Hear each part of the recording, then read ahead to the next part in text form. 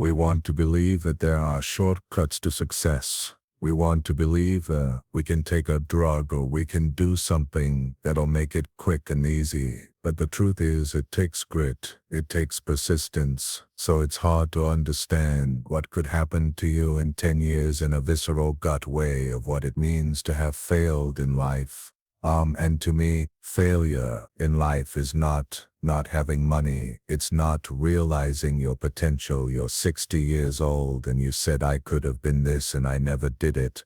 That's like the worst thought I think anybody can have, and you don't think about it in the moment because your life is okay. But you've got to wake up and understand that there's an urgency here, and that if you're not practicing something now, if you're not aware, if you don't have a path towards something better, you're rotting on the vine, and that day of reckoning will come at some point. And it will be painful. You're not gonna feel it suddenly. It'll be slow, but it'll come and it won't be good.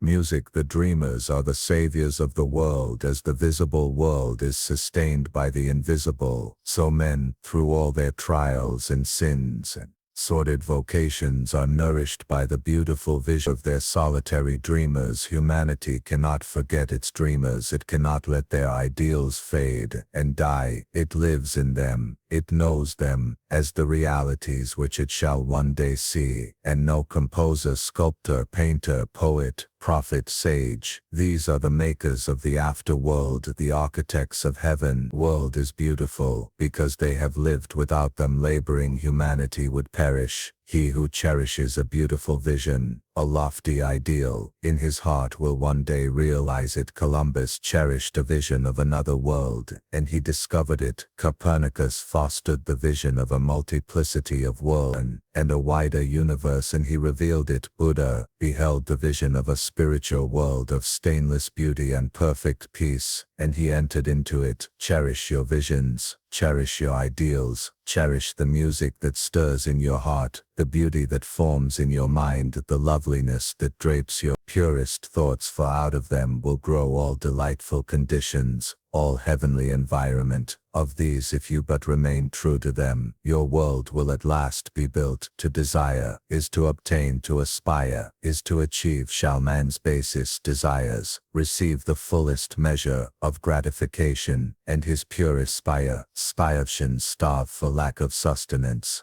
Such is not the law. Such a condition of things can never obtain. Ask and receive. Dream lofty dreams, and as you dream, so shall you become. Your vision is the promise of what you shall one day be. Your ideal is the prophecy of what you shall at last unveil. Greatest achievement was at first and for a time a dream. The oak sleeps in the acorn, the bird waits in the egg, and in the highest vision of the soul a waking angel stirs. Dreams are the seedlings of realities. Your circumstances may be uncongenial, but they shall not long remain so if you but perceive an ideal and strive to reach. You cannot travel within and stand still without. Here is a youth hard pressed by poverty and labor, confined long hours in an unhealthy workshop, unschooled and lacking all the arts of refinement. But he dreams of better things. He thinks of intelligence, of refinement, grace and beauty. He conceives of, mentally builds up an ideal condition of life. The vision of a wider liberty and a larger scope takes possession of him. Unrest urges him to action, and he utilizes all his spare time and means, small though they are, to the development of his latent powers and resources. Very soon, so altered has his mind become that the workshop can no longer hold him. It has become so out of harmony with his mentality that it falls out of his life, as a garment is cast aside, and with the growth of opportunities which fit the scope of his expanding powers, he passes out of it forever. Years later we see this youth as a full-grown man. We find him a master of certain forces of the mind which he wields with worldwide influence and almost unequal power in his hands. He holds the cords of gigantic responsibilities. He speaks and loves are changed. Men and women hang upon his words and remold their characters, and sun-like he becomes the fixed and luminous center around which innumerable destinies revolve. He has realized the vision of his youth. He has become one with his ideal, and you too, youthful reader, will realize the vision, not the idle wish of your heart, be it base or beautiful or a mixture of both. for you will always gravitate toward that which you secretly most love. Into your hands will be placed the exact results of your own thoughts. You will receive that which you earn, no more no less. Whatever your present environment may be, you will fall, remain or rise with your thoughts, your vision, your ideal. You will become as small as your controlling desire, as great as your dominant aspiration. In the beautiful words of Stanton Kirkham Davis, you may be keeping accounts, and presently you shall walk out of the door that for so long has seemed to you the barrier, ideals, and shall find yourself before an audience, the pin still behind your ear, the ink stains on your fingers, and then and there shall pour out the torrent of your inspiration. You may be driving sheep, and you shall wander to the city, buckle and open-mouthed, shall wander under the intrepid guidance of the Spirit into the studio of the Master, and after a time he shall say, I have nothing more to teach you, and now you have become the Master who did so recently dream of great things. While driving sheep you shall lay down the saw and the plane to take upon yourself the regeneration of the world, the thoughtless, the ignorant and the indolent, seeing only the apparent effects of things and not the things themselves. Talk of luck, of fortune and chance, seeing a man grow rich, they say, how lucky he is. Observing another become intellectual, they exclaim how highly favored he is. And noting saintly character and wide influence of another, they remark how chance aids him at every turn. They do not see the trials and failures and struggles which these men have voluntarily encountered in order to gain their experience, have no knowledge of the sacrifices they have made, of the undaunted efforts they have put forth, of the faith they have exercised that they might overcome the apparently insurmountable and realize the vision of their heart. They do not know the darkness and the heartaches. They only see the light and joy and call it luck. They do not see the long and arduous journey, but only behold the pleasant goal and call it good fortune. Do not understand the process, but only perceive the result and call it chance. In all human affairs,